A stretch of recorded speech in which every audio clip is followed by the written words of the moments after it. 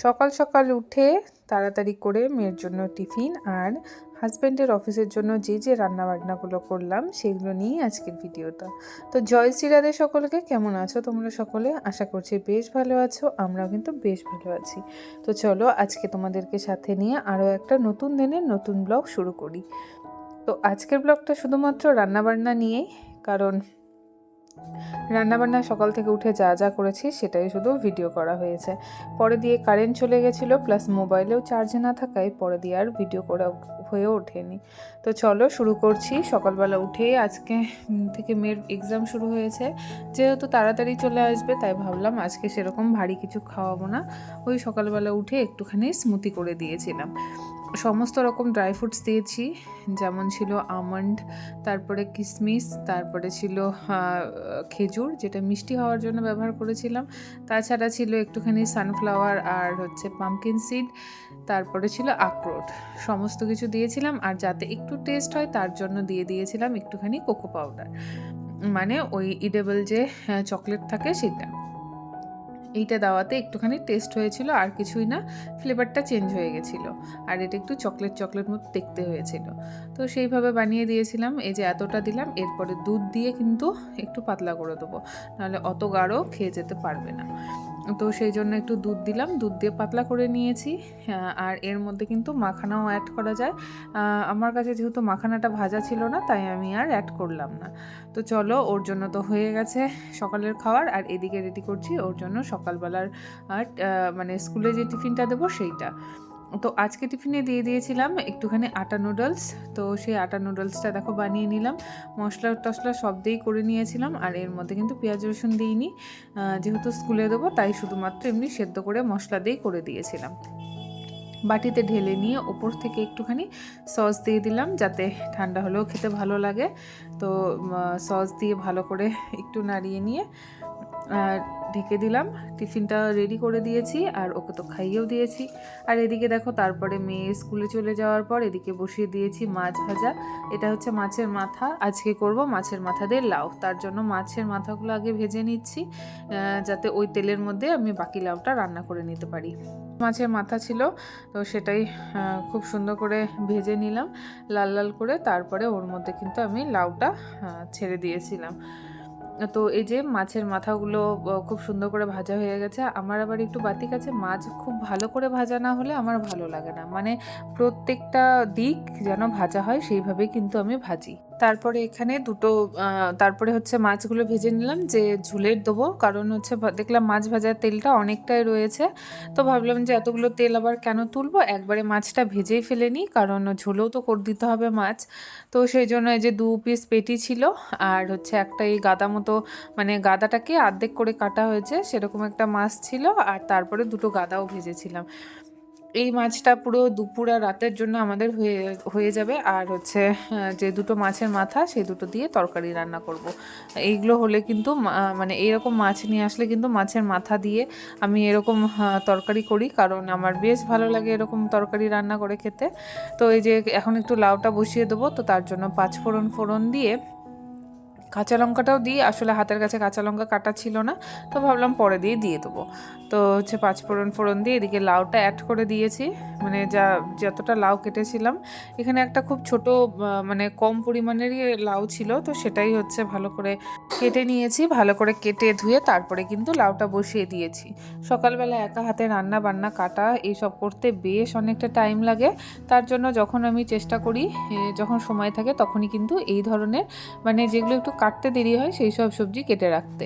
যেমন এই যে লাউ, কুমড়ো, তারপরে লাউয়ের ডাঁটা, পালং শাক, এগুলো কিন্তু আমি বেশিরভাগ সময়টা রাত্রেবেলাতেই কেটে রাখি, কারণ সকালবেলা এত কাজের মাঝখানে এরকম ঝামেলাবাদ সবজি কাটা রান্না করা খুব ঝামেলা হয়ে যায় আমার।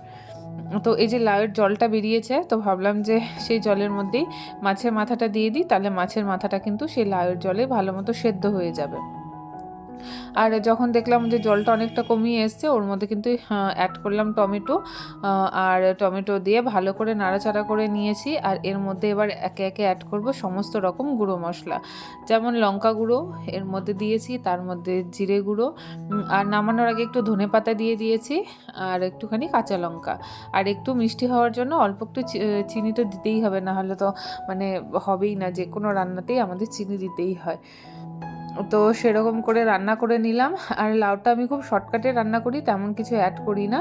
আর আজকে যেহেতু মাথা আছে তাই একটুখানি জিরের গুঁড়ো আর একটুখানি ধনেপাতাটা দিয়েছি, তাছাড়া আমি সেটাও দিই না, শুধুমাত্র পাঁচফোড়ন আর কাঁচা লঙ্কা দিয়েই আমি কিন্তু লবণ হলুদ দিয়ে পুরো লাউটা রান্না করে নিই।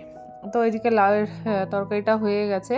তো এর মধ্যে এখন বসিয়ে দেবো লাল শাক, মানে আমরা তো এটা লাল শাকই বলি, ডাঁটার শাক। তো সেই শাক এনেছিল, তো একটুখানি কালো জিরে আর রসুন ফোড়ন দিয়ে ডাঁটার শাকটাও কেটে দিয়েছে, মানে কেটে ছেড়ে দিলাম। শাকটা হয়ে গেলে কিন্তু মাছের ঝোলটা রান্না করতে হবে। ঝোলটা করে নিলে কিন্তু আজকের মতো রান্না বান্না কমপ্লিট হয়ে যাবে।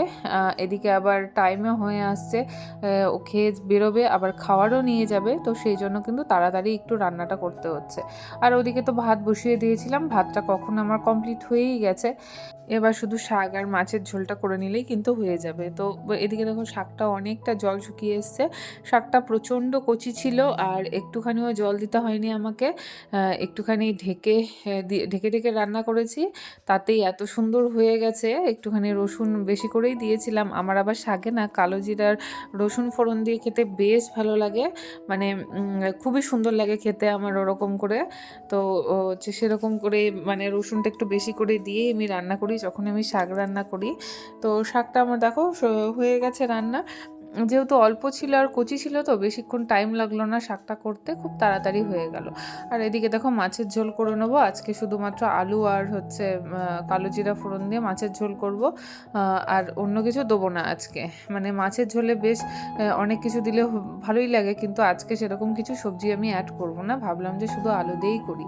দেখো লাল লাল করে বেশ সুন্দর করে আলুটা ভেজে নিয়েছি, আর ওর মধ্যে সমস্ত রকম মশলা, যেমন আদা বাটা, জিরে গুঁড়ো, ধনে গুঁড়ো, তারপরে লঙ্কা গুঁড়ো, লবণ, হলুদ সমস্ত কিছু দিয়ে খুব সুন্দর করে মশলাটা কষিয়ে নিলাম। আর এর মধ্যে একটুখানি টমেটোও দিয়ে দিলাম, টমেটো মশলাটার সাথে খুব সুন্দর করে কিন্তু কষানো হয়ে যাবে। তারপরে টমেটোটা মানে মশলার সাথে কিন্তু বেশ ভালো মতো পেস্ট হয়ে যাবে, ওটাকে কিন্তু আর বাটতে হবে না। আর আমি যেহেতু একবারে আদা বেটে রাখি, তাই টমেটোটা এক্সট্রা করে আমি বাটি না, এইভাবে ছোট ছোট করে কেটে একটু আগে দিয়ে দিলে টমেটোটা কিন্তু খুব সুন্দরভাবে গলে যায়। তো এই যে আমার ভালো মতো কষানো হয়ে গেছে, আর পাশে কিন্তু আমি একটু গরম জল বসিয়ে দিয়েছিলাম ঝোল দেবো বলে। তো গরম জলটা কিন্তু মিলিয়ে দিলাম, মিলিয়ে দিয়ে ঝোলটা করে নিলাম। এবার ঝোলটা ফুটে গেলে, যখন একদম ভালো মতো ফুটে যাবে, তখন ওর মধ্যে মাছটা অ্যাড করে দেবো, যাতে মাছের মধ্যেও ঝোলটা ঢোকে আর মাছটা ভেঙেও না যায়। অনেক আগে মাছটা দিয়ে ফেললে মাছটা ভেঙে যাওয়ার ভয় থাকে, সেই জন্য কিন্তু মাছটা আমি একটু পরেই দিই। মানে ঝোলটা ভালো মতো ফুটে গেলে মাছটা দিয়ে ওই মিনিট 2 ফুটিয়ে নিয়ে তারপরে কিন্তু নামিয়ে দিই। তো এদিকে ওর খাওয়ারও তো আমি বেরিয়ে দিয়েছি, আর তার সাথে সাথে ওর অফিসের জন্য যে খাবারটা নিয়ে যায় সেটাও কিন্তু আমি রেডি করছি। এখানে দেখো ভাত, তারপরে যা যা করেছি শাক, তারপরে মাছের মাথা দিয়ে লাউ, সেগুলো কিন্তু সবটাই আমি সাজিয়ে গুছিয়ে সুন্দর করে দিলাম। কারণ যতই এখন গরম গরমে সাজিয়ে দিই না কেন, সে তো ওকে খেতেই হবে ঠান্ডা।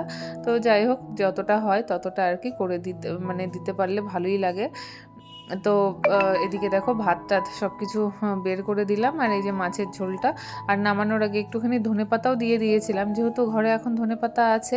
আর এই সিজনে ধনেপাতা খেতে বেশ ভালো লাগে, যখন ধনেপাতা সিজন থাকে তখন আমার আর ধনেপাতা খেতে ইচ্ছা করে না। তো নতুন নতুন এখন উঠেছে তো খেতে ইচ্ছা করবে, তো সেই জন্য ধনেপাতাটা দিয়ে দিলাম। আর ভালো করে ওর টিফিনটাও প্যাক করে নিলাম। টিফিনটা প্যাক করে দিয়ে ওকে দিয়ে দিলে কিন্তু আজকের মতো সকালে রান্নাটা হয়ে যাবে। আর এই যে বাকি ঝোলটা যেটা ছিল সেটাও ঢেলে নিলাম। তো চলো আজকের মতো ভিডিওটা এতটাই, দেখা হবে তোমাদের সাথে পরে।